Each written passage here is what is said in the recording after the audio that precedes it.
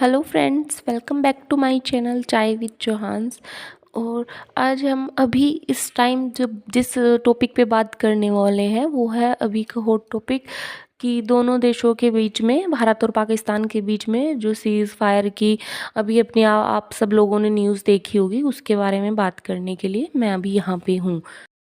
तो जैसा कि आप सब जानते हैं कि पिछले कई दिनों से भारत और पाकिस्तान के बीच में युद्ध छिड़ा हुआ है और दोनों ही तरफ से जान माल का नुकसान हुआ है।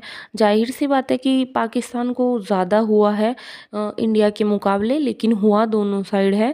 तो अभी हालात इतने ज़्यादा ख़राब हो चुके थे, बहुत गंभीर हालात हो चुके थे। तो उस सब को देखते हुए जो यूएस के विदेश मंत्री हैं मार्को रूबियो, उन्होंने दोनों देशों के प्रधानमंत्रियों से बात की है, उन्होंने विदेश मंत्री से बात की है और सबसे दिलचस्प बात ये है कि उन्होंने पाकिस्तान के सेना प्रमुख जनरल मुनीर से बात की है। तो अब यहाँ पर सोचने वाली बात ये है कि जैसा कि पाकिस्तान बोलता है कि डेमोक्रेसी कंट्री है, लोकतंत्र की सरकार है, तो मुझे ये चीज़ समझ में नहीं आई कि अभी जो युद्ध के टाइम पे उनको जनरल मुनीर से बात करने की क्यों ज़रूरत पड़ी है।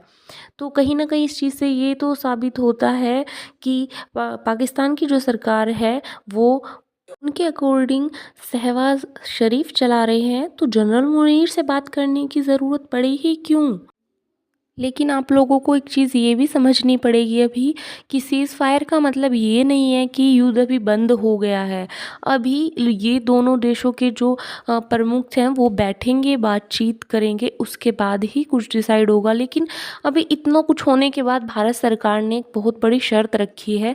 उन्होंने कहा है कि इन फ्यूचर अगर कभी भी कोई भी आतंकवादी हमला होता है तो वो लोग उसे युद्ध की घोषणा के रूप में लेंगे और युद्ध कभी भी फिर भी दोबारा शुरू हो सकता है। तो अभी पूरी तरह से ये नहीं कह सकते कि खतरा टल गया है, बट हाँ, अभी के लिए सीज़ फायर हो गया है शाम 5 बजे से। दोनों देशों की तरफ से ये चीज़ अभी पब्लिक हो चुकी है कि अभी युद्ध विराम लग चुका है कुछ टाइम के लिए। अभी बातचीत शुरू होगी, उसके बाद देखते हैं क्या होगा। क्योंकि अगर इतने हालात ख़राब हो चुके थे कि अमेरिका को बीच में आना पड़ा, क्योंकि सरकार, दोनों तरफ की सरकार अपने अपने उस पे अड़े हुए थे। यहाँ तक कि इंडिया की सरकार को इस चीज़ से कुछ खास फ़र्क पड़ता नहीं था, लेकिन पाकिस्तान की इन 3-4 दिन में ही हालत काफ़ी ख़राब हो चुकी थी। तो उसे देखते हुए वो लोग शायद न्यूक्लियर अटैक के बारे में प्लान कर रहे थे, तभी बीच में यूएस को आना पड़ा और उन्होंने मध्यस्थता की मीडिएटर का काम किया दोनों देशों के बीच में। लेकिन चलो जो भी है, मैं तो इन द एंड यही कहूँगी कि युद्ध किसी भी देश के लिए सही नहीं है, क्योंकि इस चीज़ में कहीं न कहीं नुकसान आम जनता को उठाना पड़ता है। जो कुछ भी हो रहा है, आतंकी हमले की वजह से इंडिया को इतना नुकसान होता है और ये 1 नहीं, 2 नहीं, 4 नहीं, बार-बार ये चीज़ वो लोग रिपीट करते हैं। अभी अगर इंडिया ने शर्त रखी है तो बहुत अच्छा चीज़ उन्होंने की है कि इन केस अगर दोबारा कभी भी कोई भी आतंकी हमला होता है तो इंडिया उसे युद्ध घोषणा के रूप में लेगा, तो युद्ध कभी भी फिर शुरू हो सकता है। लेकिन कहीं न कहीं सोचने वाली बात है कि इस सब से कहीं न कहीं आम जनता को बहुत ज़्यादा नुकसान उठाना पड़ता है, चाहे वो पाकिस्तान की जनता हो, चाहे वो इंडिया की जनता हो। तो हम तो यही प्रे करेंगे कि ये चीज़ जो अभी ख़त्म हुई है, ये इन फ्यूचर दोबारा कभी भी किसी को भी नहीं झेलनी पड़े, क्योंकि युद्ध किसी भी चीज़ का आप कह सकते हो कि युद्ध से कोई हल नहीं निकलता है। दोनों तरफ के जो बंदे हैं उनको नुकसान पहुंचता है इस चीज़ का, चाहे वो इंडिया के हों, चाहे वो पाकिस्तान के हों। तो हम तो भगवान से यही प्रार्थना करेंगे कि अभी जो युद्ध विराम लगा है ये हमेशा के लिए लग जाए और इन फ्यूचर कभी भी ऐसी कोई स्थिति पैदा ना हो कि दोनों देशों के बीच में या और भी किसी देश के साथ इंडिया को युद्ध करना पड़े, क्योंकि इससे जन धन दोनों की हानि होती है और इंडिया पर इस चीज़ का फ़र्क पड़ेगा। तो ये चीज़, हाँ, ये अभी के लिए बहुत ज़रूरी हो चुका था। इंडिया ने जो किया है कि उन्होंने, कहते हैं कि उन्होंने जो पाकिस्तान ने किया था उसको उन्होंने जवाब दिया था और ये बहुत ज़रूरी था इस टाइम पर आकर, क्योंकि अभी बहुत हद हो चुकी थी। तभी भी बार बार बार बार इतना करने के बाद भी वो लोग सबको ये चीज़ पता है कि पाकिस्तान आतंकियों को हेल्प करता है, उनके वहाँ पे सब आतंकी रहते हैं। तो इंडिया को भी और बाकी सब देशों को ये चीज़ पता है, तो पानी सर से ऊपर जा चुका था। तो अभी जो एक्शन लिया था इंडियन गवर्नमेंट ने, तो बहुत सोच समझ कर लिया था। ये बहुत ज़रूरी था कि पाकिस्तान को अकल ठिकाने लगाई जाए, उनको सबक सिखाया जाए, क्योंकि आप ऐसे बार बार बार बार इंडिया में घुसकर बार बार आतंकी हमले नहीं कर सकते हो। जो आपने लोकल्स को इतना नुकसान पहुंचाया है, आपने आप जो आम जनता जो वहाँ पे घूम रही थी, आपने उनको जान से मार दिया। तो ये कोई भी देश की सरकार जो होगी वो टॉलरेट नहीं करेगी, स्पेशली इंडिया की अब तो बिल्कुल नहीं करेगी। तो इन फ्यूचर भी पाकिस्तान को ये चीज़ ध्यान रखनी चाहिए कि अगर वो ऐसी कोई हरकत फिर से करता है तो युद्ध फिर से शुरू होगा।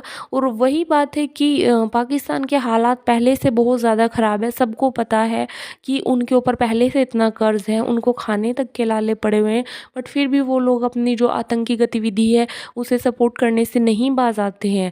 वो फिर भी चोरी छिपे सबके सामने भी सबको ये चीज़ मालूम है कि पाकिस्तान आतंकियों को पनाह भी देता है, उन्हें सुरक्षा भी देता है और उनको सहारा भी देता है, साथ भी देता है उनका कोई भी आतंकी गतिविधि के लिए। तो अभी के लिए ये चीज़ बहुत ज़रूरी थी। अच्छा हुआ कि इंडिया ने इस चीज़ को इतना सीरियस लिया, उन्होंने अपनी जनता को इतना सीरियस लिया कि उन्होंने इस चीज़ का रिटेलिएट किया और उन्होंने वापसी जो करी है बहुत अच्छी करी है। तो अभी के लिए तो हम यार यही चाहेंगे कि चलो जो हुआ तो अभी ख़त्म हो चुका है ये सब, तो अभी ये चीज़ यहीं रुक जानी चाहिए।